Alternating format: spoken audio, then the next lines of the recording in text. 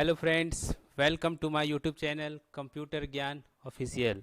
आप सभी लोगों का मेरे चैनल पर फिर से बहुत बहुत स्वागत है। आज मैं आप लोगों के लिए लेकर आया हूँ कंप्यूटर्स में कंप्यूटर का जो मेन चीज़ है जिससे हम ऑफिशियली वर्क में इस्तेमाल करते हैं, एमएस विंडो। देखिए, हमें कंप्यूटर में जो ऑफिशियली वर्क करते हैं ना, उसके लिए हमें जानना पड़ता है MS Word, MS Excel, MS PowerPoint. ठीक है, ये तीन चीज़ें जिसे हमें जानना ज़रूरी है ताकि हम ऑफिस का कोई भी वर्क इजीली कंप्यूटर में कर पाएँ। लेकिन उससे पहले ये सब जितना भी आपको मैंने तीन चीज़ का नाम बताया, ये सारा माइक्रोसॉफ्ट ऑफिस का सारा आपका सॉफ्टवेयर है। लेकिन उससे पहले हमें जानना है एमएस विंडो। ये एमएस विंडो आखिर है क्या, एमएस विंडो में क्या क्या आता है, उसमें क्या बताया जाता है। क्योंकि एमएस विंडो जब तक नहीं सीखिएगा तब तक आप माइक्रोसॉफ्ट ऑफिस के अंदर कोई भी वर्क नहीं कर पाइएगा। इसीलिए दोस्तों, मैं आपको ये चीज़ को बता देता हूँ कि कभी भी आपको अगर आगे जो मैं माइक्रोसॉफ्ट ऑफिस बताऊंगा उससे पहले अभी जो मैं आपको एमएस विंडोज़ में बताने जा रहा हूँ, इसको आप बहुत अच्छे तरीके से समझिए ताकि आपको आगे, अगर आप इस चीज़ को अच्छे समझ रहे हैं तो आगे जो वीडियो में बनाऊंगा, आगे जो आपको मैं बताऊंगा वो आपको बहुत ही बेहतरीन रूप से समझ में आएगा। तो चलिए, अब ज़्यादा टाइम नहीं लेते हुए आज का वीडियो मैं स्टार्ट करता हूँ। और एमएस विंडोज़ में क्या क्या आता है मैं आपको बता दूँ पहले। तो चलिए, एमएस विंडोज़ में सबसे पहले क्या रहा वो मैं देखूंगा और वो उसका स्टेप जानूंगा। चलिए, तो हम सबसे पहले अपने कंप्यूटर में चले जाते हैं इस स्टार्ट बटन पर। स्टार्ट बटन पर जाने के बाद आपको दिखेगा यहाँ पे ऑल प्रोग्राम का ऑप्शन, ऑल प्रोग्राम पे क्लिक कर दीजिए। ऑल प्रोग्राम के अंदर आपको देखिए बहुत सारा सॉफ्टवेयर्स है। इसके अंदर आपको ये दिख रहा होगा एसेसरीज नाम का एक फोल्डर है। एसेसरीज पे आप जाइएगा। एसेसरीज के अंदर देखिए सारा जितना चीज़ है ये विंडोज़ के अंदर, लेकिन ये सारा आप एमएस विंडोज़ और ऑफिस वर्क में इस्तेमाल नहीं किया जाता। इसमें तीन चीज़ है जो हम एमएस विंडोज़ के अंदर लेके आते हैं। क्या क्या है वो है, पहला नोटपैड, दूसरा है एमएस पेंट और तीसरा है आपका वर्ड पैड।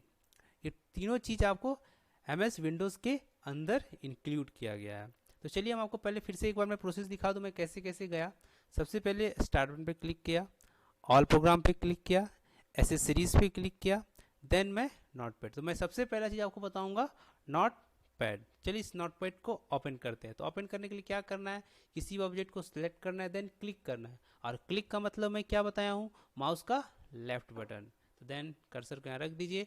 देखिए मेरा पॉइंटर सेलेक्ट हो चुका है। देन लेफ्ट बटन क्लिक कर दीजिए, आपका नोटपैड देखिए मेरे सामने खुल गया है। नोटपैड, नोट मतलब क्या होता है, लिखना, है ना। पैड मतलब वो किसी कागज, जैसे कि कोई भी एक पैड में हम चीज लिखने काम कर रहे हैं उसे हम नोटपैड कहते हैं।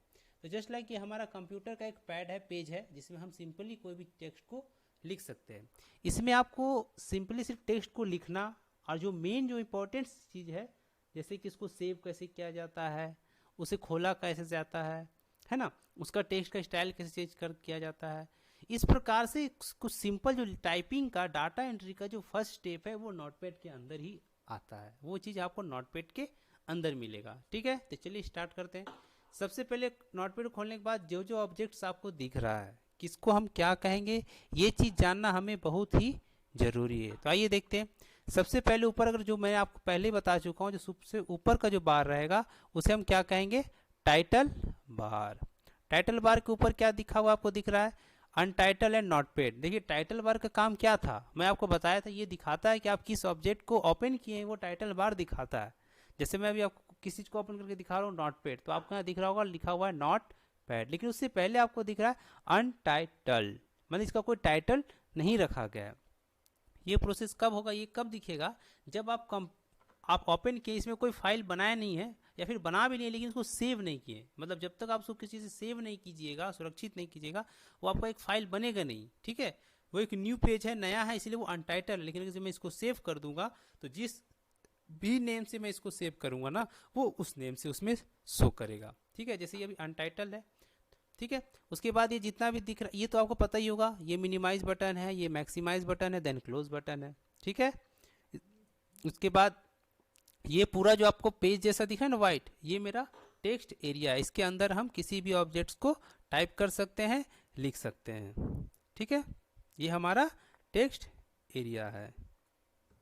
उसके बाद आ जाइए, ये देखिए, ये है हमारा मेनूज। ये सारा मेरा अलग अलग मेनू है। जैसे ये फाइल मेनू है, ये एडिट मेनू है, ये फॉर्मेट मेनू।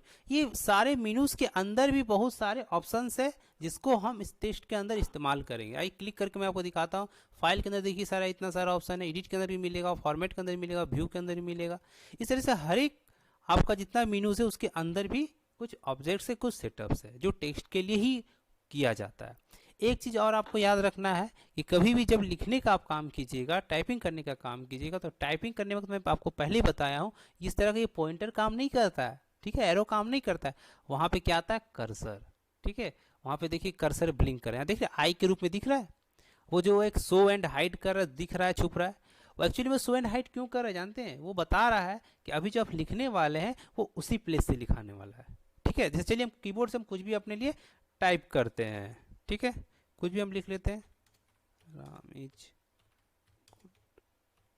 जैसे मैं अपने लिए ये चीज टाइप किया, जिस जगह पे खत्म हुआ देखिए कर्सर वहां आ गया, दिखा रहा है ना कि अब जो आप लिखिएगा यहाँ पे लिखाएगा, ठीक है। तो ये कभी भी जब लिखने का काम कीजिएगा तो वहाँ कर्सर, ये पॉइंटर को हटा कर हट जाएगा और वहाँ कर्सर आ जाएगा ऑटोमेटिक। देखिए कर्सर आ रहा है ना, समझ में आया?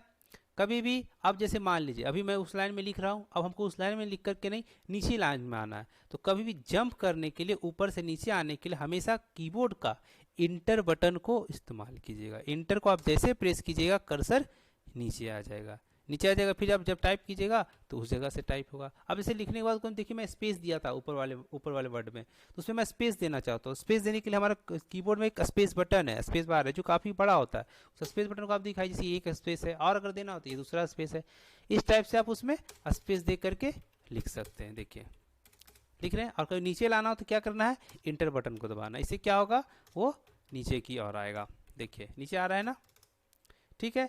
अब मान लीजिए कभी भी आपको कोई चीज़ को एडिट कर मिटाना हो, जैसे वो गलत लिखा है उसको मिटाना हो, तो मिटाने के लिए कीबोर्ड में एक बटन है बैक स्पेस का, बैक स्पेस कीजिएगा तो स्पेस जितना आपने लिया है वो ऊपर जाएगा। और जो भी अगर मिटाने से कर्सर वहाँ है ना, तो जब मैं बैक स्पेस लूँगा तो लेफ्ट साइड जो भी चीज़ है वो सारा मिटते जाएगा। देखिए बैक स्पेस से मिटते जाएगा, देखिए मिट रहा है।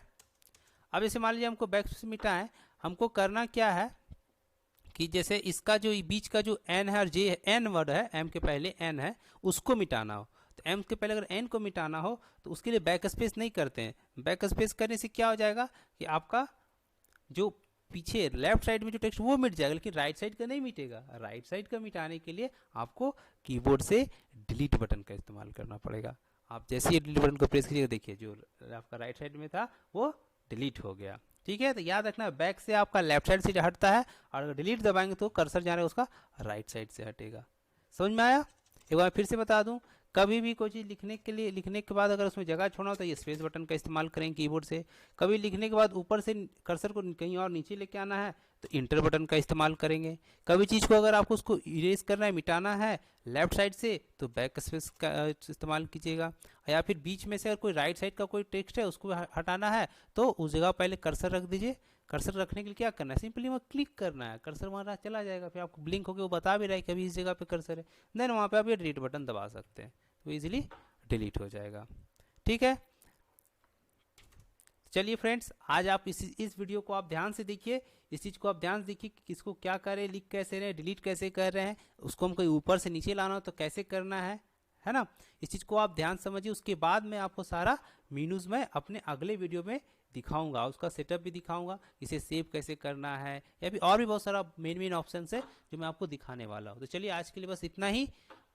मेरे वीडियो पे बने रहने के लिए बहुत बहुत धन्यवाद। और अगर आपको हमारा वीडियो अगर अच्छा लगता है तो प्लीज़ सब्सक्राइब करना ना भूलें और अपने दोस्तों को बीच भी शेयर करें, ठीक है।